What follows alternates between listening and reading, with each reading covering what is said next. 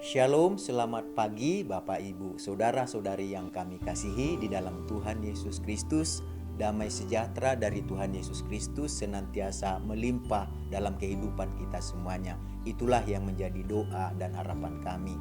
Kita akan membaca dan mendengarkan renungan firman Tuhan. Mari kita bersatu di dalam doa. Tuhan Yesus yang baik, hati kami sungguh melimpah dengan ucapan syukur dan terima kasih buat nafas kehidupan dan hari yang baru yang Tuhan Yesus karuniakan kepada kami untuk kami jalani sepanjang hari ini. Berkati dan urati firman-Mu menjadi pelita terang dalam kehidupan kami. Dalam nama Tuhan Yesus kami berdoa. Haleluya. Amin. Renungan firman Tuhan yang akan kita baca dan dengarkan hari ini tertulis dalam Matius pasal yang ketiga ayat 8 dan ayat yang ke-10. Demikian bunyi firman Tuhan. Jadi hasilkanlah buah yang sesuai dengan pertobatan. Kapak sudah tersedia pada akar pohon, dan setiap pohon yang tidak menghasilkan buah yang baik pasti ditebang dan dibuang ke dalam api. Dari ayat yang kita baca dan dengarkan hari ini, kita akan berbicara tentang menghasilkan buah pertobatan. Menghasilkan buah pertobatan. Menghasilkan buah pertobatan berarti kita mengeluarkan, menunjukkan, dan membuktikan hasil dari pertobatan. Dengan kata lain, jika kita mengatakan bahwa kita mau dan sudah bertobat, maka pertobatan kita tersebut dapat dilihat dari buah pertobatan yang kita keluarkan, dari buah pertobatan yang kita tunjukkan, dari buah pertobatan yang kita buktikan. Lalu bagaimana kita menunjukkan bahwa kita mau dan kita sudah bertobat? Kita menunjukkan pertobatan melalui perbuatan yang menunjukkan bahwa kita sudah bertobat. Perbuatan kita yang mengeluarkan buah pertobatan, kita bertobat dari perbuatan yang berdosa dengan jalan meninggalkan dosa-dosa kita untuk berjalan di jalan yang dikehendaki atau diinginkan oleh Tuhan. Jadi ketika kita mengatakan bahwa kita sudah bertobat, kita meninggalkan keinginan yang berdosa untuk melakukan apa yang diinginkan oleh Tuhan. Dalam firman Tuhan kita akan menemukan dua jenis keinginan, yaitu keinginan daging dan keinginan roh. Keinginan daging adalah kehidupan yang dikendalikan oleh dosa, sedangkan keinginan roh adalah kehidupan yang dikendalikan oleh Allah. Karena itu keinginan daging selalu berlawanan dengan keinginan roh, seperti yang tertulis dalam Galatia pasal 5 ayat 17. Galatia pasal 5 ayat 17. Sebab keinginan daging berlawanan dengan keinginan roh, dan keinginan roh berlawanan dengan keinginan daging.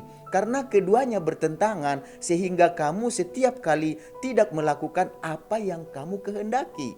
Jadi Rasul Paulus menjelaskan keinginan daging dan buah dalam roh. Kalau kita perhatikan di dalam Galatia pasal yang kelima ayat 19 sampai 23 dikatakan begini. Perbuatan daging telah nyata, yaitu percabulan, kecemaran, hawa nafsu, penyembahan berhala, sihir, perseteruan, perselisihan, iri hati, amarah, kepentingan diri sendiri, percitraan, dan roh pemecah, kedengkian, kemabukan, pesta pora, dan sebagainya. Terhadap semuanya itu kuperingatkan kamu seperti yang telah kubuat dahulu, bahwa barang siapa melakukan hal-hal yang demikian, ia tidak akan mendapatkan bagian dalam kerajaan Allah. Tetapi dikatakan buah roh ialah kasih, sukacita, damai sejahtera, kesabaran, kemurahan, kebaikan, kesetiaan, kelemah lembutan, penguasaan diri. Tidak ada hukum yang menentang hal-hal itu.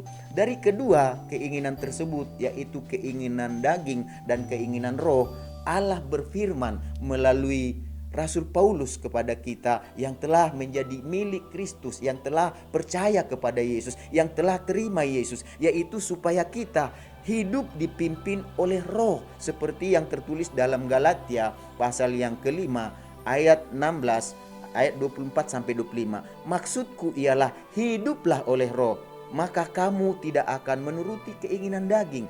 Barang siapa menjadi milik Kristus, ia telah menyalibkan daging dengan segala hawa nafsu dan keinginannya. Jikalau kita hidup oleh roh, baiklah hidup kita juga dipimpin oleh Roh. Jadi Bapak Ibu, saudara-saudari yang kami kasihi di dalam Tuhan Yesus Kristus, sesuai dengan tema yang kita baca dan dengarkan hari ini, mari kita belajar untuk menghasilkan buah pertobatan.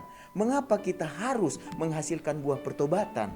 Mengapa kita harus hidup dipimpin oleh Roh, bukan dipimpin oleh daging? Rasul Paulus menjelaskan mengapa kita harus dipimpin oleh Roh, karena yang pertama, keinginan daging berlawanan dengan keinginan Roh, seperti yang tertulis dalam Galatia 5 ayat 17. Sebab keinginan daging berlawanan dengan keinginan Roh, dan keinginan Roh berlawanan dengan keinginan daging. Karena keduanya bertentangan, sehingga kamu setiap kali tidak melakukan apa yang kamu kehendaki. Jadi itulah alasannya mengapa kita harus hidup dipimpin oleh keinginan Roh. Karena keinginan Roh dan keinginan daging itu bertentangan. Oleh sebab itu kita harus berusaha supaya hidup kita dipimpin oleh keinginan Roh. Lalu yang kedua, mengapa kita harus hidup dipimpin oleh Roh? Karena apa? Karena keinginan daging mendatangkan maut, sedangkan keinginan Roh mendatangkan hidup dan damai sejahtera, seperti yang tertulis dalam Roma pasal 8 ayat 6. Karena keinginan daging adalah maut, tetapi keinginan Roh adalah hidup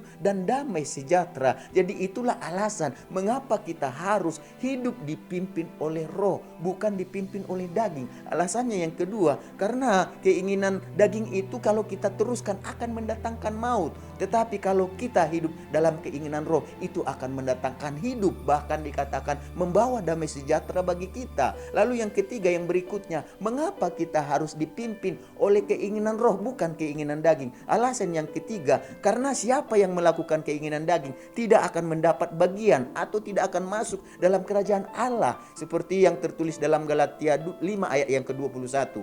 Terhadap semuanya itu kuperingatkan kamu, seperti yang telah kubuat dahulu, bahwa barang siapa melakukan hal-hal demikian, ia tidak akan mendapat bagian dalam kerajaan Allah. Jadi Bapak Ibu saudara-saudari yang kami kasihi di dalam Tuhan Yesus Kristus, dari renungan firman Tuhan yang telah kita baca dan dengarkan hari ini, marilah kita belajar untuk menjalani kehidupan kita ini dengan menghasilkan buah pertobatan melalui perbuatan kita. Mari kita belajar untuk hidup dipimpin oleh Roh, bukan hidup dipimpin oleh daging. Marilah kita meminta pertolongan dari Tuhan Yesus Kristus, supaya melalui Roh-Nya, yaitu melalui Roh Kudus, kita diberikan kekuatan untuk dapat hidup dipimpin oleh Roh. Karena dengan kekuatan kita sendiri, kita tidak akan dapat mengalahkan keinginan daging kita. Hanya dengan pertolongan dan kekuatan dari Roh Kuduslah kita dapat hidup dipimpin oleh Roh. Mari kita bersatu di dalam doa. Tuhan Yesus, kami mengucap syukur buat firman-Mu yang kami sudah baca, dengarkan bersama. Biarlah kami bukan hanya menyampaikan, mendengarkan, tapi pelaku firman-Mu. Biarlah kami belajar untuk hidup dipimpin oleh Roh Tuhan Yesus, bukan dipimpin oleh daging.